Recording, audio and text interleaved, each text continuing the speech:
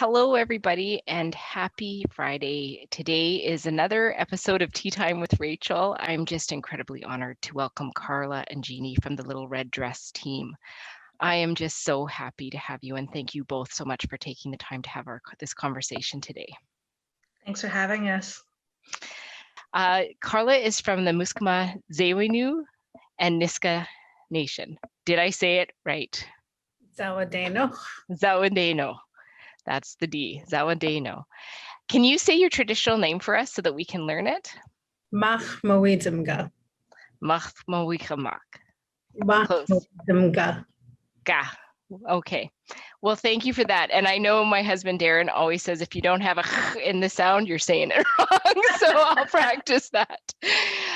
That is your traditional name, and it was bestowed upon her, and it roughly translates to leaves a part of herself wherever she goes, her essence. From the Kwakwala language. She was raised immersed in the richness of the Kwakwala language, culture, and values and traditions. She lives on the traditional unceded territory of the Comox and Pentlatch tribes and is a Kwakwala instructor at North Island College. In your spare time, you also do the Red Dress campaign. That's amazing. Jeannie comes from a diverse ancestry of Anishinaabe, Cree, Scottish, and Irish bloodlines. Her Anishinaabe name is Abawagi. Say it for me if I said it wrong. Abawasaji. Thank you, Wasaji. And that translates to one who shines warmly upon the people. She lives on the traditional unceded territory of the Comox First Nation and is an Indigenous curriculum support teacher in the local school district. Beading has been a passion for Jeannie and obviously for Carla. And Jeannie in particular was taught by her grandmother at a young age, and it has been something that she has enjoyed and fostered throughout her life. And I feel like I have to do this disclosure, but Jeannie's also my cousin. We're related, and I'm just really happy to have a cousin on today. I think that's so cool. So my first question to the both of you is, we all know that on Monday, June the 24th or 21st, it is Canada's Indigenous Peoples Day, a really important day in Canada. I'm just wondering, when we look at that context, could you tell our audience a little bit about what the red dress means? I think people are seeing them in a lot more places than maybe they have before. And I just want one of you to tell us, what does that mean? Absolutely. I think now more than ever, especially with what's going on and unveiling truths that we have in this country, it's really important for us to understand what these symbols stand for Indigenous peoples, for non-Indigenous peoples. So just a little bit of history on the red dress itself. There was a Métis artist named Jamie Black, and she started the Red Dress Project back in, I think it was 2009 or 2010. And it was a visual representation of all of the missing and murdered Indigenous women and girls in Canada. And that is just a, I want to say that a small representation of the larger issue of missing and murdered Indigenous women and girls, because the visual representation doesn't amount to the numbers of women who are still missing or who have been murdered. And now more than ever, with the revealing of the truths of the mass graves as well, thinking about those children that were there, that these red dresses also symbolize them as well, the young girls. And so the red dress itself, Jamie Black had started the project, and it spread from there, and she had installs all across Canada, and it's now become a national symbol of the bloodlines of missing and murdered Indigenous women and girls. And it's also an eye-catching symbol. I'm very proud when I'm driving down the highway to see all the red dresses hanging up in the trees and on fences and in people's home fronts and businesses when we drive up and down Vancouver Island, because it means that people are having conversations. And that's really important. It's sad to see those symbols because we know what they represent, but also it's a talking piece. And so originally the project has started with Jamie Black, and then we're very fortunate that in the Comox Valley here, we have the Kumagway Cultural Society. And for 4 years, they hosted a red dress display in the 4 different municipalities of Comox First Nation and in Cumberland, Courtenay, and in Comox. And that was a project that they took on for 4 years to hang the red dresses and to spark those conversations. And then from there, our project stemmed. So that's just a small blip of history of the red dress. It's such a small blip, but such an important one. And I agree, seeing them is important. And, you know, one of the realities is it makes people see what has so long been invisible. Mm-hmm. I think every time you see a red dress, it reminds you that across this country, we have a history where women and girls, Indigenous women and girls, have been murdered, have just disappeared, and we still don't know. And it's hard when you hear those stories from people who are still looking for their parent, for their mother, for their sister. So it's good in a way that we're just constantly reminded. So now the two of you decided that you wanted to help and that you would use your amazing beading skills to do that. Can you just tell us a bit about what products you make and how you market them? Yeah, so we currently we sell, and well, we bead, we do a few different things. So firstly, we bead little red dress pins, and then we also bead little red dress earrings. And which I'm wearing a pair of today. and we sell those on our website. However, we have an unconventional approach to selling those. We only open for orders once every few months, and we only open for a 24-hour period because we learned very quickly that we had to control, to meet the demand, we had to limit ourselves. Otherwise, we would just be working nonstop and volunteering nonstop. So, but with in light of COVID and just prior to COVID, we actually had received a gift of our logo. And so we turned those into enamel pins recently and also some face masks. And then we, so we sell a variety of products, and we're actually expanding that product line to include some card decals and stickers. So that's amazing. And I think it's so important that you said you're volunteering your time. I hope everybody heard that. And that is the important part. The next part is, what do you do with the funds that you make from these products? We put all the funds into placing billboard ads. So they're either digital board ads in various locations on the island and or the lower mainland, but we also run static board ads when possible. And recently we soft launched a program called the Emergency Response Fund. So basically we reach out to families on the island or families who have loved ones that are initially from the island and they have a loved one missing. So we'll reach out to them personally and offer our support, whatever that looks like, whatever they need, whether they need funds to feed the search team, whether they need funds to run digital board ads, whether they need like printing and copying, we'll just send them some money to do that. So that's basically what we do with the funds. Well, thank you for that. And, I've spoken about your program several times, both in the House of Commons and in committee, because I just really admire what you're doing. But I will admit that I also get really frustrated with the responses that I receive, especially from the minister. When it comes to missing and murdered Indigenous women, the reality is there was an inquiry that was done. It was not very perfect, but it's there. And there are 291 calls to action. And Canada is still has that report, and they've put some money for it, but the actions are not happening. And so, I've said to the minister, and she always praises the work that you do, Carolyn Bennett. She's like, oh, that's fantastic. But to me, the point is your funds are putting up billboards to try to find missing Indigenous women and girls. And this is sacred work.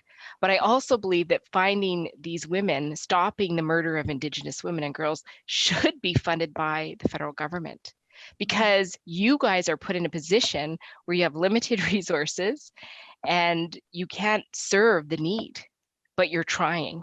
And again, it's this part where this is something that's happening. It's part of a historical genocide in our country. And the federal government's going, well, that's good that people are volunteering their time to make a difference on something that we should be standing up for as a government and as all Canadians. I'm just wondering if you could speak to that. I love the fact that you say sacred work, but I have to be reminded of the fact that it's human work. What we're doing is using our hearts, speaking from our hearts. And I believe any person across this country, if their loved one was missing, they would be doing everything they could to find them. And that's why it's so heartbreaking. This is hard work. This is sacred work, but it's human work. It's a human right to know what happened to your loved one, or to know that people are advocating for them, or actually are even thinking about them. After the inquiry came out, what solutions came after that inquiry? Like where do we go from there? How do we change our policies? How are we teaching this in the education system? How are we bringing the subject to the greater public so that it's not just another report that people don't know what it's about, that doesn't get read on a regular basis? I absolutely love and applaud you for bringing it up and bringing it into the forefront. And for me, though, I think about, being in the House of Commons or being in Parliament, and how long your term is, or how long a person's term is, and how long somebody can be advocating for something like this, for people to actually open their eyes and want to find these women, find the answers. And until we use our words, and you're using your voice, and you're using your voice to reach a greater public, but unfortunately it has to keep on going. We are using our voice and what we can with the funds that we're raising. You're using your voice, and sometimes it falls on deaf ears, and that's okay. That happens, but we have to keep on pushing and keep on voicing and bringing it into the education system and bringing it to the greater public, because the amount of people who have come up to us and said, we had no idea. And that's heartbreaking, because it's in our lives all the time.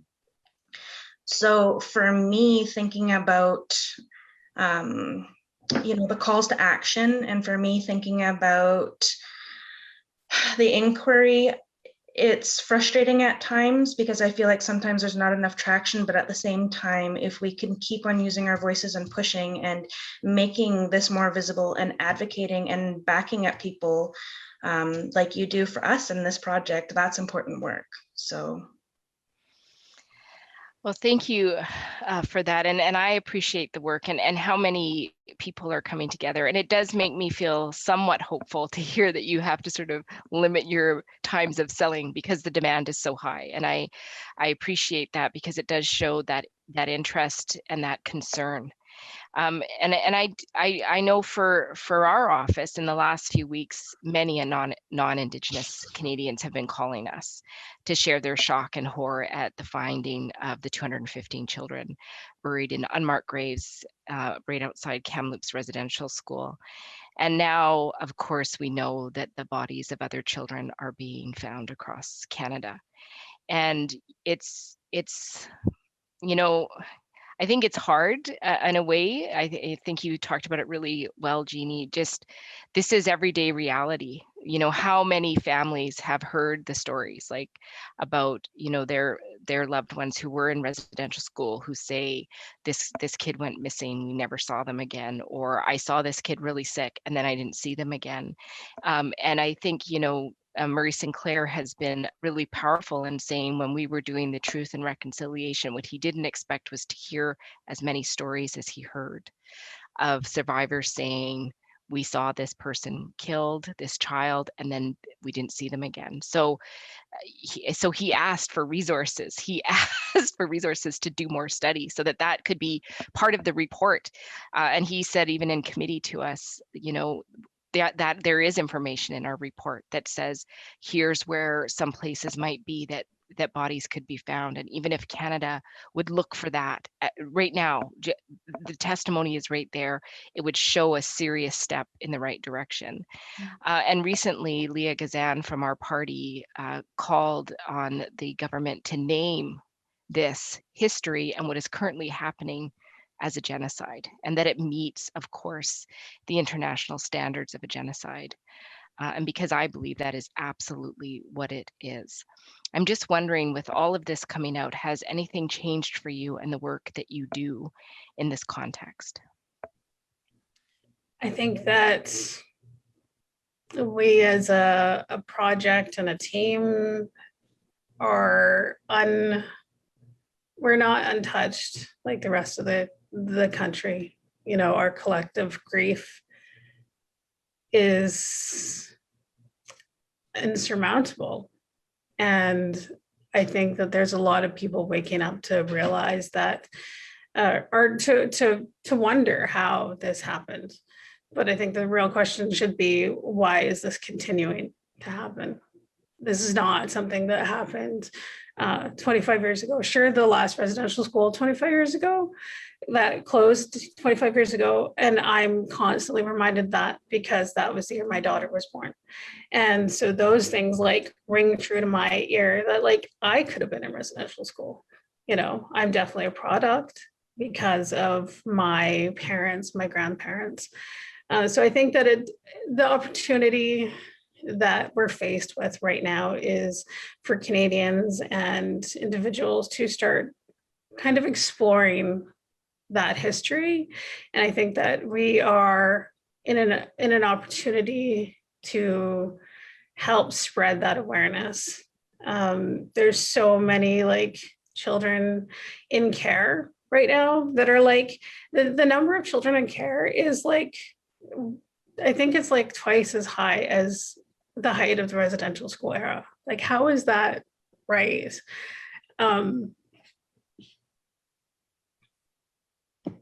I feel for where you're coming from, Carla. I think about all of the trickle-down effect of intergenerational trauma and how it still shapes our lives today, shapes our children's lives today.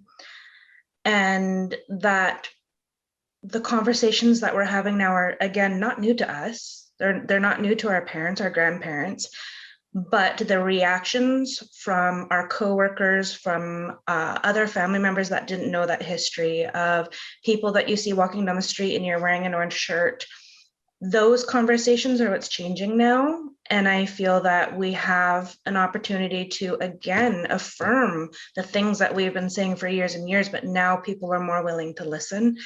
And it's an unfortunate situation that it takes such a tragic event for people to listen. But with this comes the opportunity to, again, push for more education, push for more funding, push for more knowledge to be shared with everybody, and it actually be valued, not just a tokenized symbol of Indigenous ways of knowing and being, or, you know, our stories of, and not being validated. So yeah, it's such a hard subject. The last couple of weeks has been incredibly hard, angering, but also hopeful for a change. Well, I think of the stories that I've heard, like we had one non-Indigenous constituent call our office and just be devastated. Like, he's an older gentleman and he was like, I didn't know. Like, I knew residential school was there, but I didn't understand that this was happening. And so his commitment was to put up an orange flag in his yard until it's addressed. He's like, I just want everybody to know every day. And I'm going to go to the local community and just be like, what can I do to help? What can I do? And, you know, I heard a story from somebody who had a mother who was in her 90s, this has rocked her world, because she remembers as a young mother getting a delivery and she had extra. So she called the local Indian school to see if they needed something. And they said, no, we're good. And she never thought about it again. But when she heard this story, she was like, oh my gosh, here I was, a young mother, my kids at home, and I didn't even take a moment to think about what that was down the street. And I find that really powerful. But what I find really painful is how many Indigenous people have phoned my office or called me personally and just said, like, this doesn't surprise me or shock me at all, but I feel like it's ripped my protective skin off and I can't stop crying. And I just feel for all the survivors and their loved ones who are just so overwhelmed by how people are so shocked. And I hope that, non-Indigenous Canadians take some time to understand and respect that space. I just saw a post on Facebook that said, if you're Indigenous and you don't want to think about residential school today, that is okay. So, maybe wait, don't always say, tell me, because again, that's the responsibility of non-Indigenous people. And there's a lot out there that you can read to learn more. You don't have to open the wounds of people who are survivors and children of survivors to learn. Your responsibility to learn is yours. So I'm sorry, I feel like I went on a rant. If there's anything you want to add, I think that's an important one though, just about how do we honor people and not approach them as non-Indigenous people. How do we approach them in a respectful way? I don't know if you have any comments on that. I think that there's, we can talk about residential school and we can talk about MMIW in terms of the highway of tears and, all the precarious potentially behaviors that people like to think that the reason why we're losing women. But there's also things like forced sterilization and the increasing rates of Indigenous women in incarceration. Those are all like issues as well. They're not forefront, but they are there. Drug use, just as the rest of the country. But I think that the time that we're in is a really great time for people to take it upon themselves, to educate themselves and find out the truth for themselves. Reach out, make connections. I have personally myself realized and noticed there's like so many more people just smiling and saying hi even. I'm just like, okay.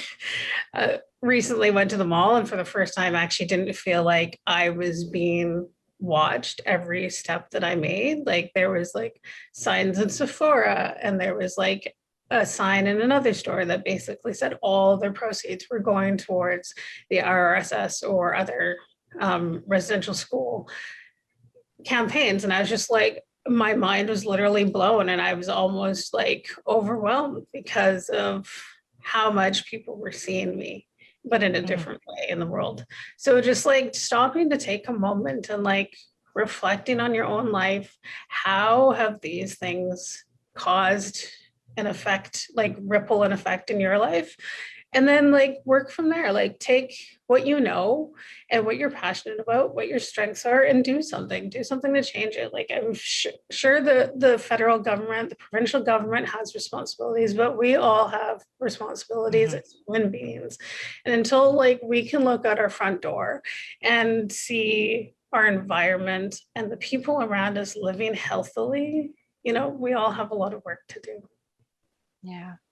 Well, and I think this is an important time for Canada because as Canadians, this is a pivotal moment. And, I've had a lot of non-Indigenous people call our office and say, this is the first time I've ever felt ashamed to be Canadian. Like I've just never had that experience.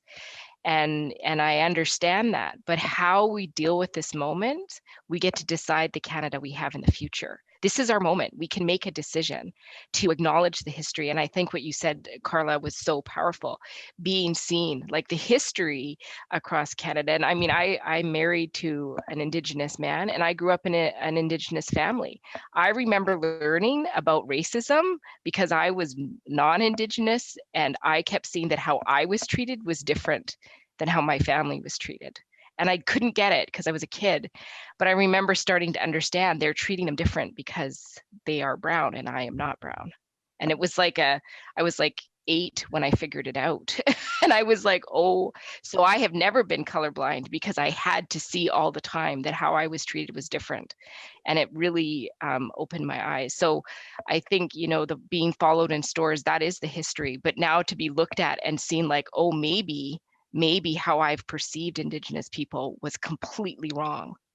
And now I have to look at them differently. I think that's a really important moment and I hope Canadians embrace it. Thank you for that conversation. I guess, we're getting close to the end. I wanted to ask you both, in the work that you are doing, what has been one of the most powerful moments, and has there been a moment that was completely unexpected? I've got to share that as Indigenous women, you know, we are a part of a team. Although Carla and I are founders of the Little Red Dress Project, we are supported by a team of volunteers, and we do have, you know, our husbands help with different tasks, and we have a few men who have done some beadwork for us, but the main team who goes and teaches the beadwork or does the workshops are women. And I have to giggle about 7 of us cramming into Carla's van to drive to Vancouver, and we were going over to teach in one of the school districts over there at a Pro D event. And it was the thought process wasn't lost on me about how comical it was, the laughter that we shared in just traveling together as 7 women of all different age groups and different backgrounds, and that feeling of community and that sense of belonging that we have together in traveling or doing these workshops together. And that, for me, thinking about the women that didn't have that opportunity or still don't have that opportunity, or the young girls, it wasn't lost on me that how fortunate we are to be where we are right now, the resilience of our ancestors for us to be here. And so that was one of my funny, good memories of us all cramming in. And then I got to tell you, we stopped at Michael's in Vancouver. And for beaders and crafters to stop at Michael's in Vancouver, it was a big deal. And we were trying to cram yarn and things you would not believe into every nook and cranny of that van on our way home. So that was one of my funny haha moments as being a volunteer in this group. And I loved it. That's awesome. Carla, I'm going to give you a chance to answer that one too, if you want to.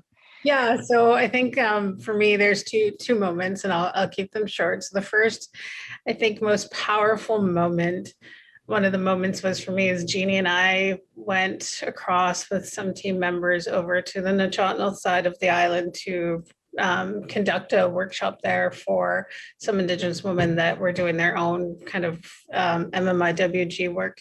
And so we went over there to hold this workshop. Shilsa came and did like an article on us, and we're just like, okay, like it was like a big deal. And then at the end of the day, they wrapped us in these blankets, and like Jeannie and I just crumbled into like a bag of emotions and tears. And I was just like, what the heck?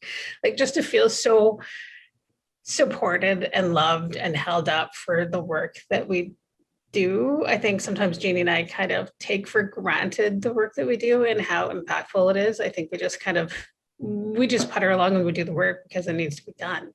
And we don't necessarily stop and think about that impact that it's had. So that was a really profound moment. But one of the moments I think that really touched me personally was we were holding a beading workshop within our own community, and there was a young girl that attended there, and she had grown up in the foster care system and then was later adopted by a white family. They did their best to like expose her to Indigenous, whatever that looked like. But at some point she had made a point in her life that she just put all that behind her. She put everything associated with her life previous to where she was at, all Indigenous, everything. She just didn't want to be, she had such a hard life. So she just put that all behind her. And then she showed up at our workshop and she started beading.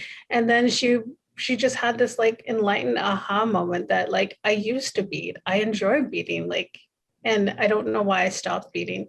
And then her and I had this conversation about like her life. And I was just blown away that this handcraft that brought us together and brought her back, reconnected her to who she was.